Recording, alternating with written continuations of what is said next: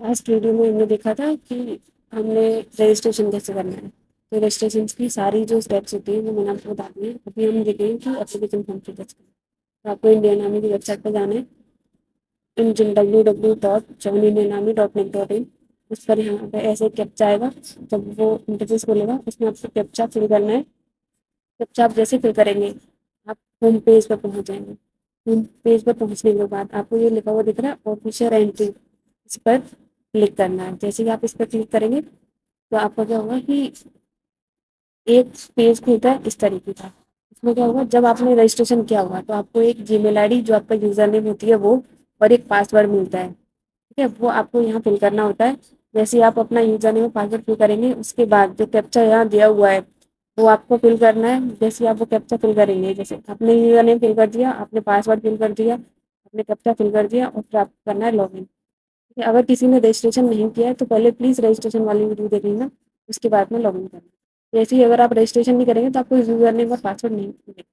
जैसे ही आप लॉगिन करेंगे आपका जो भी इंटरफेस होगा, जो भी प्रोफाइल होगी, आपने रजिस्ट्रेशन के टाइम पे जो भी डिटेल्स फिल करी होंगी, वो सारी डिटेल्स आपको यहाँ पर आ जाएंगी। आप इसमें लिखा हुआ है ना पर्सनल डिटेल्स, सारी डिटेल्स आ जाएंगी। उसके बाद में आपको क्लिक करना है अप्लाई ऑनलाइन पर। अप्लाई ऑनलाइन पर जैसे क्लिक करेंगे ये सारी एलिजिबिलिटी की आपको कंडीशन फिल करनी है। उसके बाद में आप, अगर आप एलिजिबल हैं तो यहाँ लिखा हुआ आ जाएगा यू आर एलिजिबल, फिर आपको क्लिक करना है अप्लाई पर। अप्लाई पर आप जैसे क्लिक करेंगे तो वो एक बारी मतलब फॉर द सिक्योरिटी पर्पस को बताएंगे कि ये कंडीशन होनी चाहिए, आपकी एज इतनी एज के बीच में होनी चाहिए, आपका जेंडर फीमेल होना चाहिए, और आपकी एजुकेशन इतनी होनी चाहिए, मतलब हर एक सब्जेक्ट में इंग्लिश, साइंस और मतलब बायोलॉजी, केमिस्ट्री, फिजिक्स तीनों में 50% से ज़्यादा मार्क्स होने चाहिए।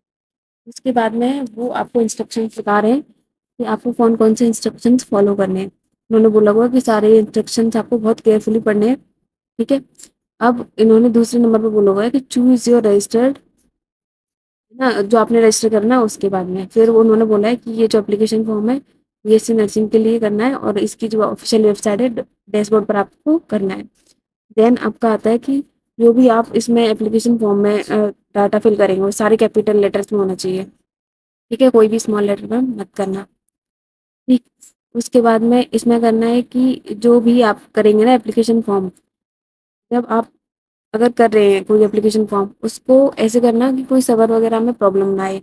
सारी डिटेल्स आपको कैपिटल लेटर में करनी है और फिर उसको सेव करना है। ठीक, उसके बाद में अगर किसी को ऐसा लग रहा है कि उससे कोई गलत इमेज मतलब फिल हो, गलत डिटेल फिल हो गई है, तो उसको एडिट करना है तो पहले सबमिट मत करना, पहले 2-3 बारी अपने डिटेल्स को चेक करके उसके बाद में आपको सबमिट करना है। ऐसा नहीं कि आप पहले सबमिट कर दो, क्योंकि फिर उसके बाद में करेक्शन का मौका इतना मिलेगा नहीं, है ना। तो इसलिए सारी डिटेल्स को, सारे इंस्ट्रक्शन को पढ़ लो, और लगे कि गलती हुई है तो उसको गलत पहले सही करो, फिर उसके बाद में फाइनल सबमिट करना। ठीक है, लॉगिन के लिए आपको सेम यूज़र नेम ही पासवर्ड क्लिक कर, मतलब जो जैसे होता है ना कि आपको लग रहा है गलती होगी तो आपको उसको लॉग आउट करना है, वापस यूज़र नेम और पासवर्ड डालकर सेम उसको लॉगिन करके वापस से जो गलती हुई है उसको सही करना है।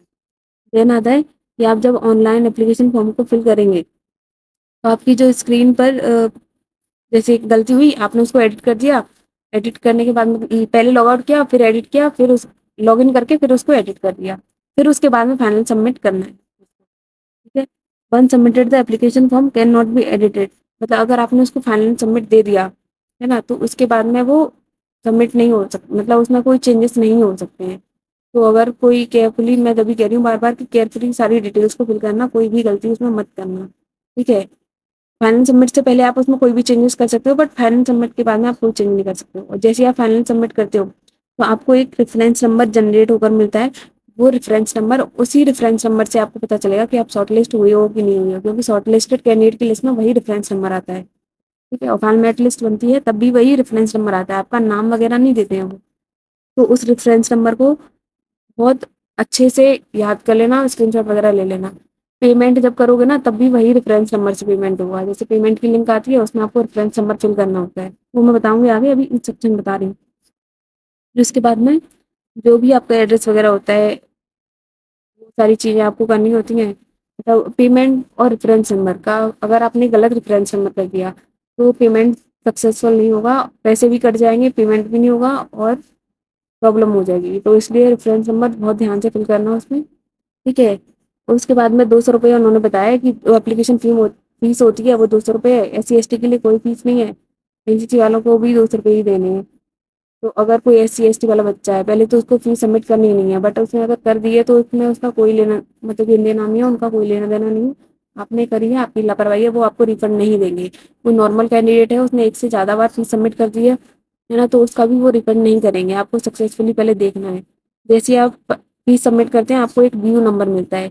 वो जो DU नंबर मिलता है उसको वापस आपको डालना होता है। जैसे ही आप जो फाइनल सबमिट का पेज आता है ना वहाँ पर लिखा हुआ आता है कि आपको जो DU नंबर मिलेगा वो आपको वहाँ पर डालकर उसको सबमिट करना होता है।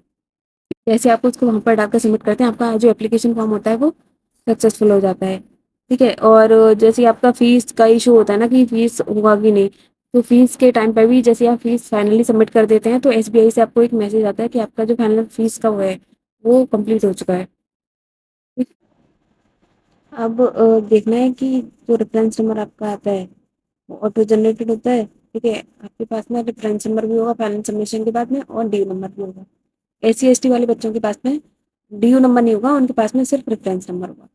ठीक है, तो ये जो रेफरेंस नंबर वगैरह होते हैं ना वो संभाल के रखना।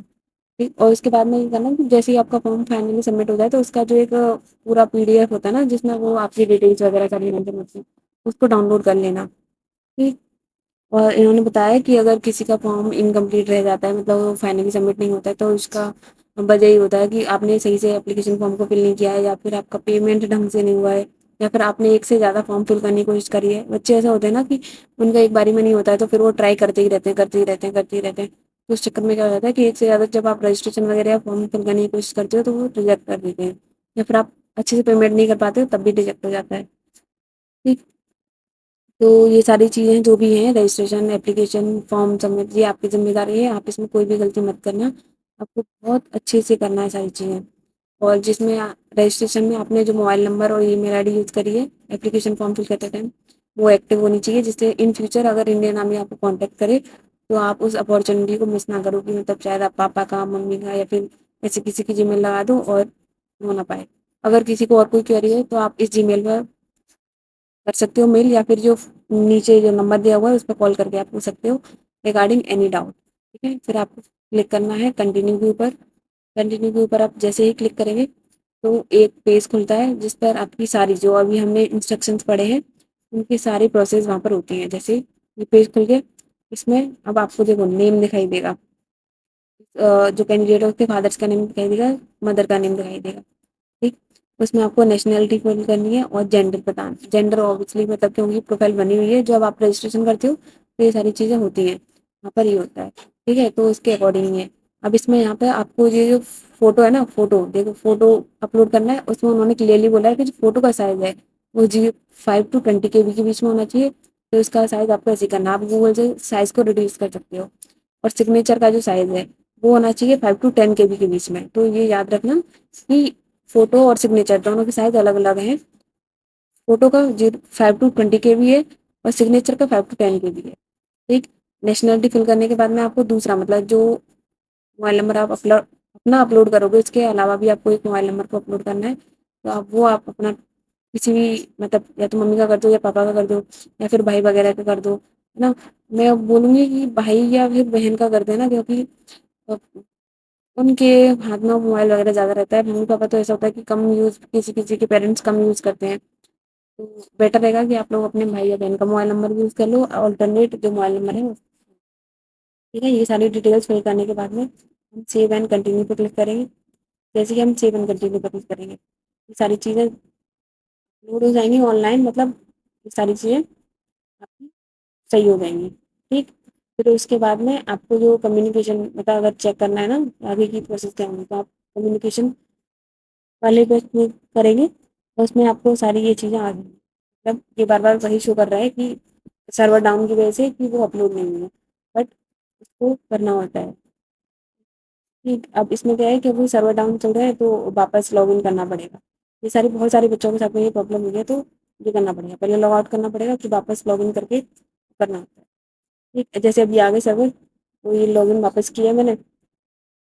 लॉगिन करने के बाद में हमें यहाँ पर आप डालना होता है एड्रेस। एड्रेस अब देखोगे परमानेंट एड्रेस और करस्पॉन्डिंग एड्रेस। तो अगर किसी का परमानेंट एड्रेस और करस्पॉन्डिंग एड्रेस सेम ही है तो उनको एग्जैक्टली सेम एड्रेस फिल कर देना है। ठीक है। एड्रेस फिल करने के बाद में जो आपका पोस्ट ऑफिस का जो भी होता है वो डालना है एड्रेस कि वो कौन सा पोस्ट ऑफिस है। उसके बाद में जिस सिटी या शहर में आप रहते हैं वो डालना है। आपका स्टेट कौन सा है वो डालना है। स्टेट डालने के बाद में आपका जो डिस्ट्रिक्ट होता है वो डालना है, मतलब इस स्टेट में, इस डिस्ट्रिक्ट में, इस सिटी में ये पोस्ट ऑफिस है ना, इस टाउन के अंदर, तो वो डालना होता है। ठीक। तो और जैसे ही आप ये सारी डिटेल्स फिल करेंगे, जैसे परमानेंट एड्रेस डाल दिया किसी ने, ठीक, फिर उसके बाद में एड्रेस वगैरह डाल के, पिन कोड वगैरह डाल के, स्टेट वगैरह फॉर्म फिल करके फिर आपको फाइनली सबमिट करना होता है। ठीक, तो फाइनली जैसे ही अब हमने सारी डिटेल्स फिल कर दी इसमें, और सारी डिटेल्स फिल करने के बाद हमें करना होता है सेव एंड कंटिन्यू। वापस क्रॉस चेक कर लेना, कोई गलती मत करना। ठीक, उसके बाद में अब हमें डालना है आपका जो मार्कशीट वगैरह का होता है प्रॉब्लम। जैसे काफ़ी बच्चे पूछ रहे थे कि इसमें मार्कशीट की फ़ोटो वगैरह अपलोड होगी या नहीं, तो मार्कशीट की फ़ोटो वगैरह अपलोड नहीं होंगी है। उसमें सिर्फ आपको मार्कशीट की डिटेल्स फिल करनी है। और डिटेल्स भी रजिस्ट्रेशन, जैसे आप रजिस्ट्रेशन करते हैं ना तब 10th की मार्कशीट की आपको ज़रूरत पड़ती है, बट आप रजिस्ट्रेशन करने के बाद जब आप एप्लीकेशन फॉर्म भी करते हैं तो उसमें 12th की ही जो डिटेल्स हैं वो फिल हो रही हैं। 10th की तो सिर्फ किस ईयर में पास करी थी और किस मंथ में पास करी थी, उतनी डिटेल्स फिल करनी है। ठीक है। तो जितने 12th में आपको बताना है फिजिक्स में से कितने कितने मार्क्स आए थे, आउट ऑफ कितने, जैसे 100 का पेपर होता है तो 100 में चाहे आउट ऑफ कितने मार्क्स आपके आए, केमिस्ट्री में आपके कितने मार्क्स आए, बायोलॉजी में कितने आए और इंग्लिश में कितने आए। ठीक है। अब आता है परसेंटेज के ऊपर, तो परसेंटेज में मुझे बताना है कि परसेंटेज में कैसे बना। जैसे एक तो होता है कि पूरा टोटल 500 का होता है, तो आपको 500 के अकॉर्डिंग परसेंटेज नहीं निकालनी है, आपको परसेंटेज निकालनी है 4 सब्जेक्ट के according, physics chemistry bio and English. मतलब कि फिजिक्स केमिस्ट्री बायो टोटल करके आपको कितने को मार्क्स आए हैं, वो इंटू 100 डिवाइडेड बाई 400, ऐसे करके आपको परसेंटेज निकालनी है और परसेंटेज यहाँ पर आपको फिल करनी है। ठीक है। उसको करने के बाद में अगर फिर आती हैं डिटेल्स पर कि अगर 10th में सारी चीज़ें फिल करते हैं ना कि 10th में कितने कौन से ईयर में पास करा, और उसमें कौन से मंथ में पास किया, 12th कौन से मंथ में पास किया, और 12th किस ईयर में पास किया। फिर एनसीसी का आता है कि एनसीसी है या नहीं है, उसके बाद में सारी चीज़ें कर दो। उसके बाद में आता है कि आपको अपना नीट का एप्लीकेशन नंबर फिल करना है। ठीक, और इसको कन्फर्म भी करना है। उसके बाद में आपको अपना नीट का रोल नंबर फिल करना है। और उसमें नीट के एप्लीकेशन फॉर्म जब फिल किया था उसमें आपका नाम क्या था, आपके फादर का नाम क्या था, आपकी मदर का नाम क्या था। ठीक, वो करने के बाद में, और आपकी नीट के एप्लीकेशन फॉर्म में डीओ भी क्या थी वो करो, और आपका नीट का स्कोर कार्ड और आपकी नीट की ऑल इंडिया रैंक वो फिल करनी है। और यहाँ पर आपको अपना नीट का स्कोर कार्ड अपलोड करना है, ये जो दिख रहा है ना चूज फाइल पर जाना है और आपको अपना नीट का स्कोर कार्ड अपलोड करना है, और फिर सेव एंड कंटिन्यू पर क्लिक करना है। ठीक, तो ये सारी चीज़ें हो गई। मैंने कुछ, हाँ, और ये जो इसमें जो है ना कि कितने ईयर्स लगे थे 10th और 12th के बीच में, तो वो आप जब जैसे ही करोगे ना अटेम्प्ट कितने होंगे तो उसके अकॉर्डिंग वो ऑटो फिल हो जाता है, कि जैसे आप बोलोगे कि 12th में सिर्फ आपने एक ही अटेम्प्ट दिया है उसको क्लियर करने के लिए, तो उसमें अपने आप ही फिल कर देती हैं वो सारी चीज़ें कि 10th और 12th के बीच 2 साल में आपने कर दी, मतलब पहला 11th का दूसरा 12th का, उसमें आपको ज़्यादा टेंशन लेने की जरूरत नहीं। और सारी चीज़ें तो हो गई। और कास्ट में तो अगर कोई जनरल ईडब्ल्यूएस या ओबीसी वाला बच्चा है तो उसको जनरल ईडर तो उस तीनों को ही जनरल सेलेक्ट करना है। कोई एससी एसटी बच्चे वाला बच्चा है तो उसको वो सिलेक्ट करना है। अगर कोई ट्राइबल एरिया से है तो उसको वो वाला करना है। ठीक है। अब जैसे ये वाली जो डिटेल्स हैं वो हमने फिल कर दी कि बायोलॉजी में इतने मार्क्स आए आउट ऑफ 100। ठीक है। फिर कि इंग्लिश में इतने मार्क्स आए out of 100।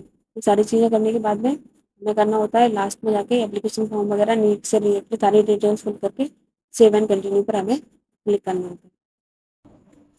Save and continue पर क्लिक करने से पहले एक बारी और अपनी डिटेल्स को क्या करना है चेक कर लेना। ठीक है। सारी डिटेल्स चेक करने के बाद जैसे सेव एंड कंटिन्यू पर क्लिक करोगे वो, अगर आप अपने लैपटॉप से फिल कर रहे हो तो वो उसका ऑप्शन आता है कि आपको अपने पासवर्ड वगैरह सेव करना है तो नहीं। तो वो सारी चीज़ें देख लेना कि अगर आपको करना हो, जैसे आपका ही लैपटॉप है तो आप सेव कर सकते हो, नहीं करना है साइबर कैफ़े वगैरह में जाकर फिल कर रहे हो। ठीक है।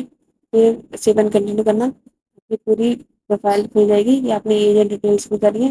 ये जो वो होता है ना ये इन्फॉर्मेशन वाला पेज कंफर्मेशन वाला, कि आपने ये सारी डिटेल्स फिल करी है। आप अपना डिटेल्स जो है एक बार चेक कर लो, फिर मुझे आता है फाइनल सबमिट हो गया तो आपके पास में आगे डिटेल्स। अब आपको यहाँ पर सबमिट नाउ पे क्लिक करना है। अगर अभी करना है तो अभी कर दो सबमिट नाउ, अगर बाद में करना होता है तो बाद में कर दो। दोनों ऑप्शन होते हैं। मैं कहूँगी कि इसको एक बार सबमिट करने से पहले एक बार डिटेल्स कंप्लीटली चेक कर लेना, ठीक है। जैसे आप इसको 7 सबमिट करोगे आपके पास में ये इंटरफेस आ जाएगा। यहाँ पे जो लिंक है इसके ऊपर क्लिक करोगे पेमेंट का ऑप्शन आ जाएगा। जैसे पेमेंट कर दोगे आपको एक डीयू नंबर मिलेगा, उसको यहाँ डालकर आपको सबमिट कर देना है। जैसे आप सबमिट कर दोगे आपका जो एप्लीकेशन फॉर्म है वो कंप्लीट, ठीक है। और जैसे ही आपका पेमेंट हो जाता है उसके बाद डीयू नंबर मिलता है तो एसबीआई से एक मैसेज आता है कि आपका हो गया और पेमेंट। ठीक, तो सारी डिटेल्स बता दी मैंने। तो भी इस वीडियो को शेयर कर सकते हो, अगर किसी ने भी अभी तक अपना एप्लीकेशन फॉर्म नहीं फिल किया तो उसको मिल जाएगा आइडिया, ठीक है। बाय।